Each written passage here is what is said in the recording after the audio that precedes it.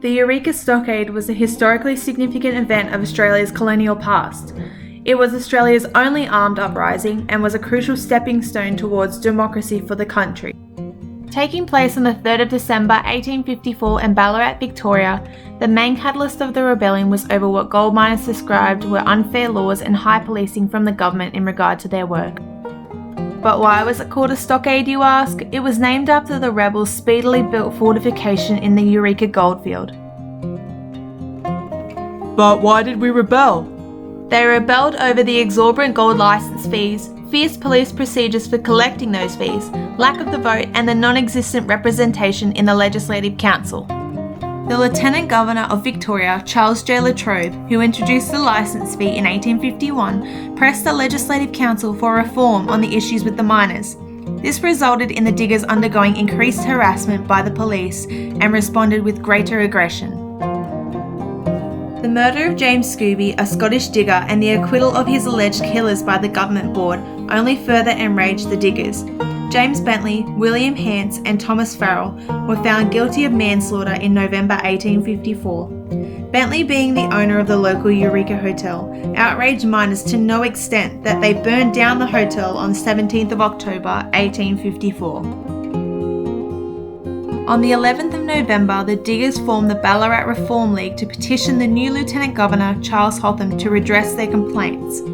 While Hotham's response to the miners sounded hopeful, his extension of 150 troop reinforcements on November 28th led to further problems. The diggers sensed a change in atmosphere, so they organised a meeting at Bakery Hill on the 29th of November. This is where the Eureka flag was unfurled.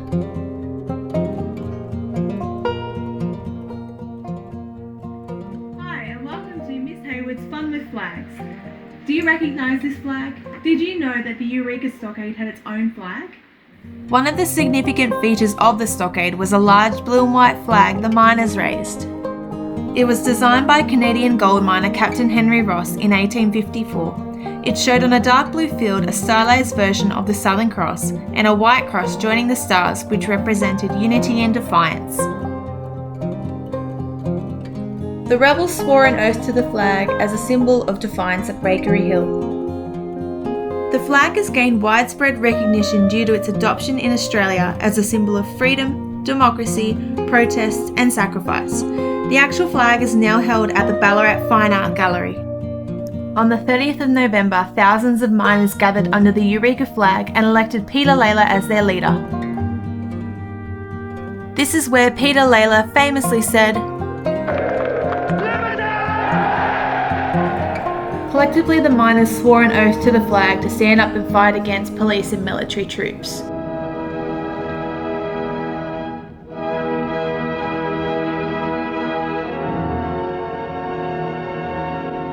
We swear by the Southern Cross. We swear by the Southern Cross. To stand truly by each other. To stand truly by each other.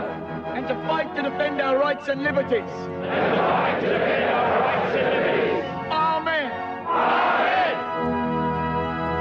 On Sunday, the 3rd of December, the battle between 150 miners and 300 police and military began.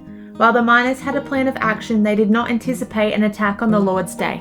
The battle lasted only 15 minutes and resulted in 125 miners taken as prisoners, as well as 22 diggers, including one woman, and 5 troopers losing their lives.